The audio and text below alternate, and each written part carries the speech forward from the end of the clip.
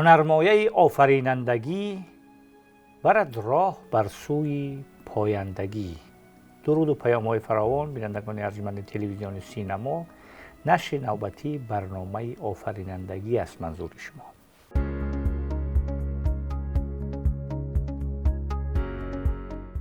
چند برنامه اخیر شد که ما با حضور مهمانان برون‌مرزی ما، تاجیک تباران برون‌مرزی ما، برنامه‌های طرح‌های پروژه‌های تلویزیونی آماده می‌کنیم و خوشبختانه امروز در مهمانی ما دکتر ثریا حبیب، همسر استاد اسدالله حبیب، دانشور، دانشمند، شاعر و متفکر بزرگ ما که در حوزه خراسان زندگی می‌کرد، در زمان شوروی دکتری خود را در مورد بیدیل و 4 عنصری او در مسکو دفاع کرده بود و سمت‌های بلند هم از قبیل رئیس اتحادیه نویسندگان افغانستان و رئیس دانشگاه کابل را بر عهده داشت. شخصیت معروف و مقبول و دوست داشتنی بود، با تاجیکستان رابطه‌های زیادی داشت و خوشبختانه خانم ثریا هم هفته قبل مهمان دوشنبه بودند و در حاشیه یک همایش معرفی کتاب استاد اسدالله حبیب تحت عنوان در سواحل گنگا در مرکز شرق شناسی و میراث خطی یک همایشی هم برگزار کرد که خانم اونجا حضور داشتن، سخنرانی کردند، با حضور دایره‌های علمی و فنی ما محفل خوبی هم صورت گرفت و ما تصمیم گرفتیم که با خانم ثریا یک صحبت انجام دهیم، یک صحبت مقدماتی در حاشیه زندگی خانوادگی. کمک‌های زیادی هم به استاد کردن. خوش آمدید، تشریف شما رو مکرم می‌دانیم خانم عزیز. و استاد اسدالله حبیب در آینه زندگی خانوادگی، از همینجا شروع می‌کنیم. اولتر از همه سلام‌های گرم پر از محبت خدا به همه بینندگان از این تلویزیون در هر جایی که تشریف دارند، تلویزیون سینما در تاجیکستان بزرگ، برای همشان سلام تقدیم میکنم و صحتمندی همگی را، خوشی هر خانواده را از دربار خداوند تمنا میکنم. پیش از این که من به پروگرام شروع کنم، یک گپ احساس دلم است میخوایم بگویم براتان و همه تاجیکا بگویم.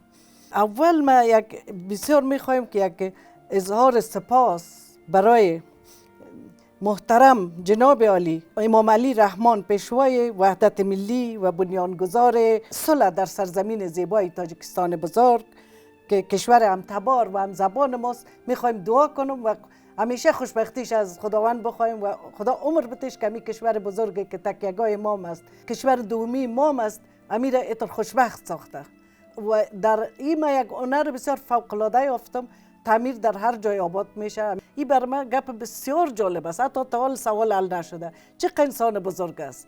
این هم روان انسان ها را میفهمه، هم سیاست، هم هر چیز. خدا هر کشور را متربر بده. تشکر زیاد خانم.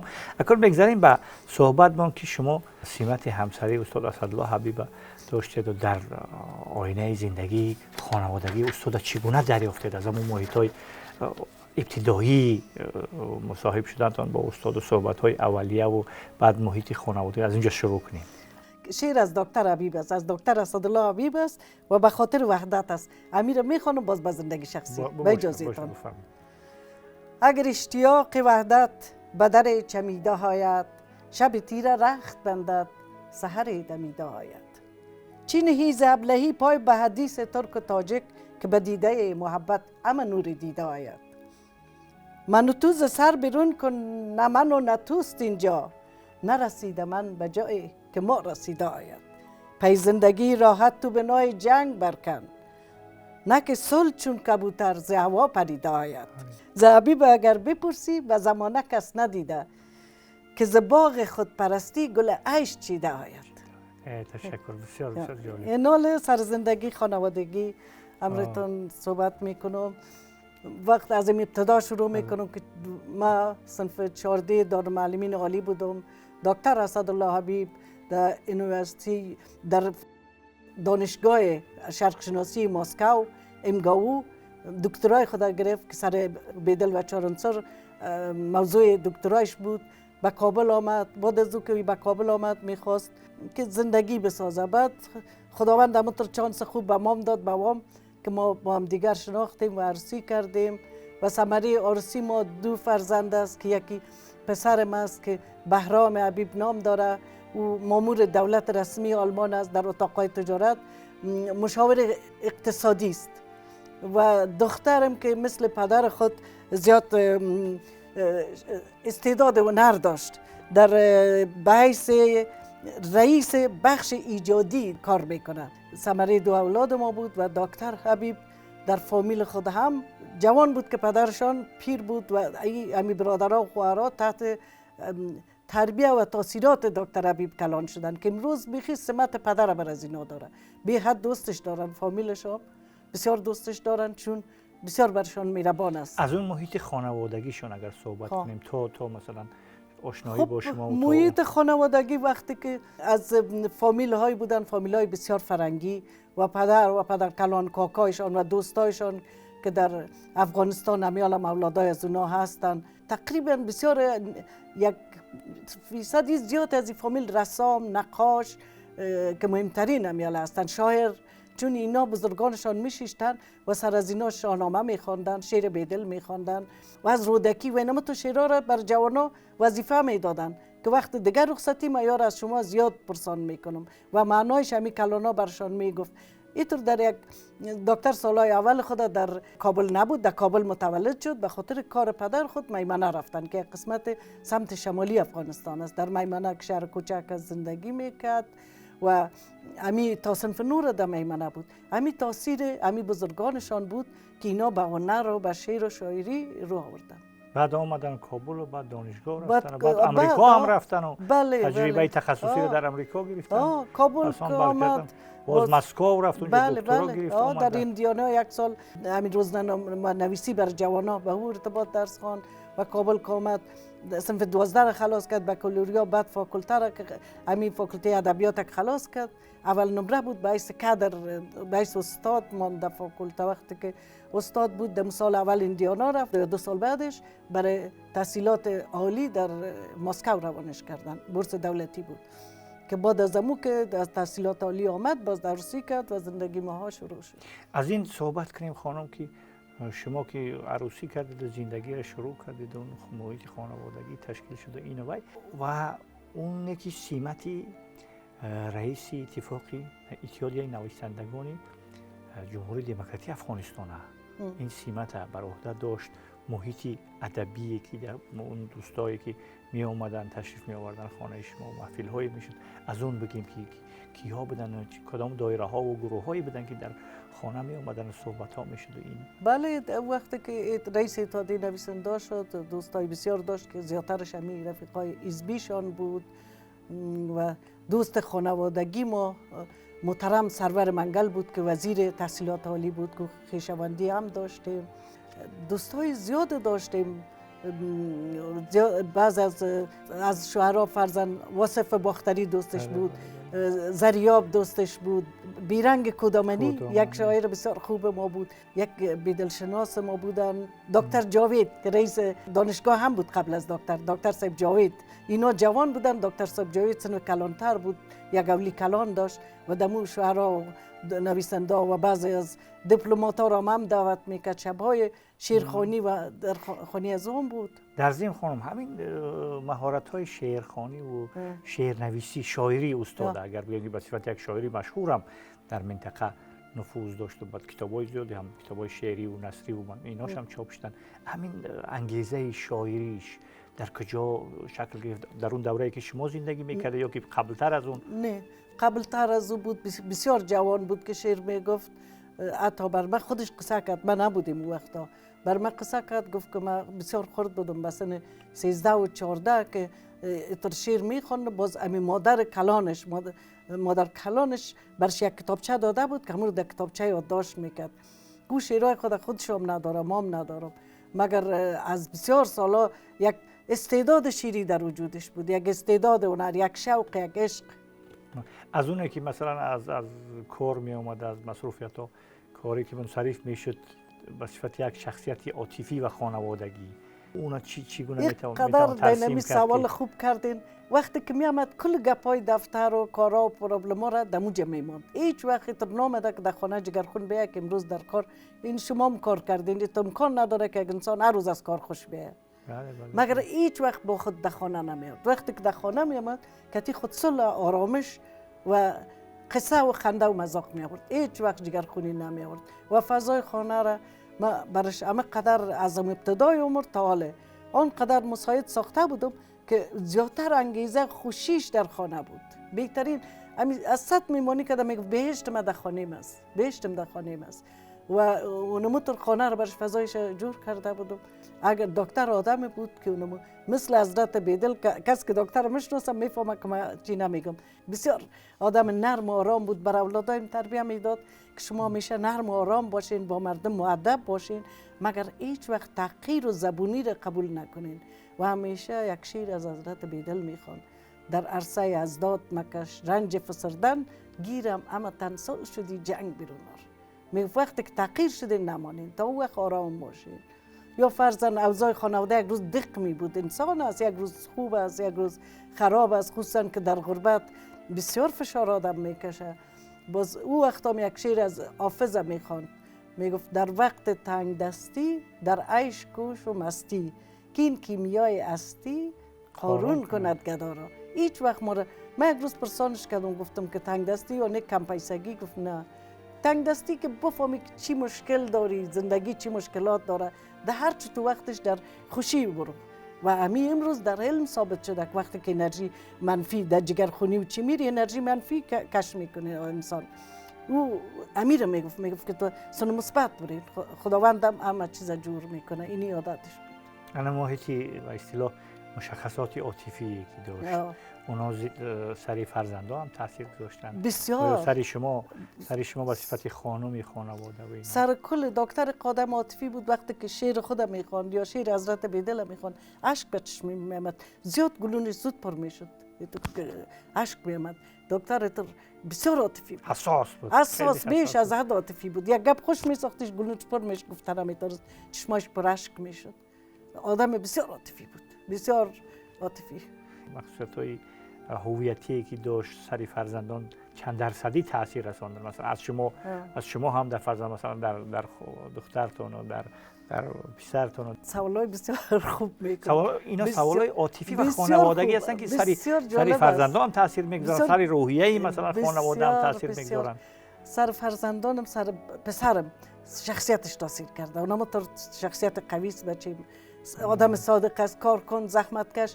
در آلمان آسان نیست که بچه‌ای که مهاجر شوه مامور رسمی دولت و بخش اقتصادی را کار کنه. دیگر و بخش اقتصادی کارآفرین، بخش هنری. زحمت کشیش برای بچه، صداقتش، شخصیت قویش پسرم. و دخترم شخصیت قوی، هنر سن دخترم رفته، چون دخترم در اکتبر تولد شده و دخترم هم در اکتبر. می گفتم که رئیس چی است کارهای ایجادی.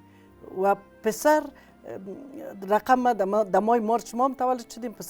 پسر یک کم از طرف مام زیاد رفته، دختر زیاد سن پدر. خیلی خوب.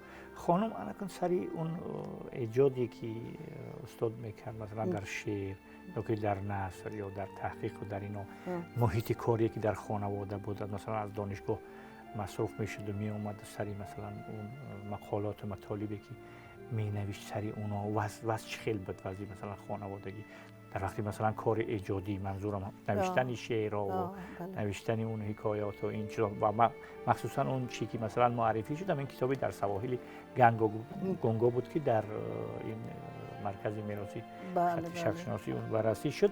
سر زندگی نامه بیدل. البته در برنامه دیگر سر این صحبت میکنیم که استاد اسدالله همچون محقق بیدل.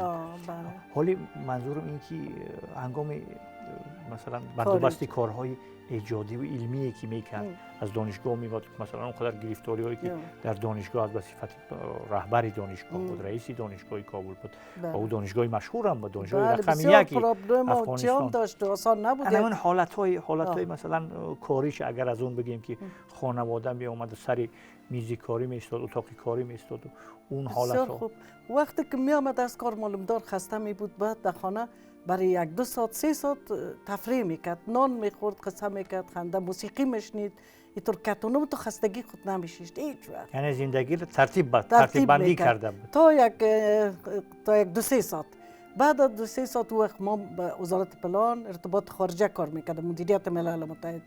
و پسرم مکتب میرفت. کل ما اینطور وقت کل ما استراحت میشدیم. بعد دکتر نوقت شو میشیشت. حتی یگان وقت که ما بیدار میشتم یک شیر بلند سر به خود میخوند و اصلاح میکرد. میخوند زیادتر نوقت شو کار میکرد. شعرهای خودشونه شعرهای خودم میخوند اصلاح. در کار خود دکتر هیچ وقت قانع نبود. میگفت یک اثر هنری را هنرمند بار اول دوم سوم باید قانع نشه. بسیار اصلاحات میورد، تغییرات میورد. شعر 10 بار میخوند تغییر میداد. و باز در اونمون وقت شو کار میکرد. وقتی که نوشته میکرد یا کار ایجادی میداشت، من همی طفلا بچه خود یک کم بود چی بود اینطور طفل تا نمیموندم نزدیکش برو. وقتی که اینو فکر میرفت میفهمیدم که میخواه ما از امون خانه گوشه میشدیم. اتاق کار داشت اونموجه کار میکرد. حتی طفلا را نمیموندم بلند آواز بکشن که نشه که نتانه کار کنه. اون رقم فضا برش بود. اینطور فضایی بود که آرامش اینطور کار میکرد و کمک همیشه پالی خود موسیقی میماند، مشنید آرام آرام و کار میکرد. فضا را برش به کل عمر در مقابل هم فضا را برش درست ساختیم. و دکتر آدم بود که در فضای خراب حتی نان نمیخورد. کار ایجادی را چی میکنه نمیتونست. هیچ وقت تحمل اتمسفر خراب خانه را نداشت. استادا مناسبتش با استادایی که می آمدن و اینا چگونه بود؟ استادای بسیار صمیمی بود. استادای افغان می آمد با کارهای خود پرسان میکردن. شعرا می آمد و بعضی وقت تاجیکان در همو تعمیر که ما زندگی میکردیم استادای تاجیکی می آمد.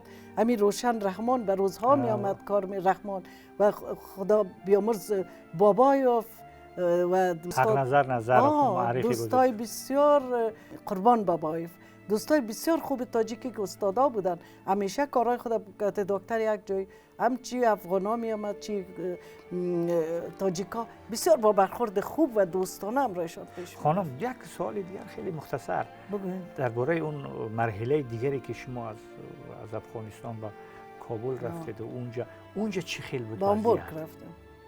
در مثلا در آلمان. بله جالب است. وقت اول که رفتیم گفتم سال اول 2 آدم خدا نمیافته. بعد و بسیار زودی دکتر شروع کرد به کارهای فرنگی. یک مجله به نام کاروان اوله پخش کرد و یک اخبار به نام روزگار پخش کرد و بعد از او یک کتاب شعر یکی از دوستای بزرگ ما که به نام خالد صدیق و هم از شاعرای بسیار خوب است و از فامیلای سیاسی افغانستان بود. او گفت که من بر چاپ میبرم. او در آلمان بلد بود سالهای قبل.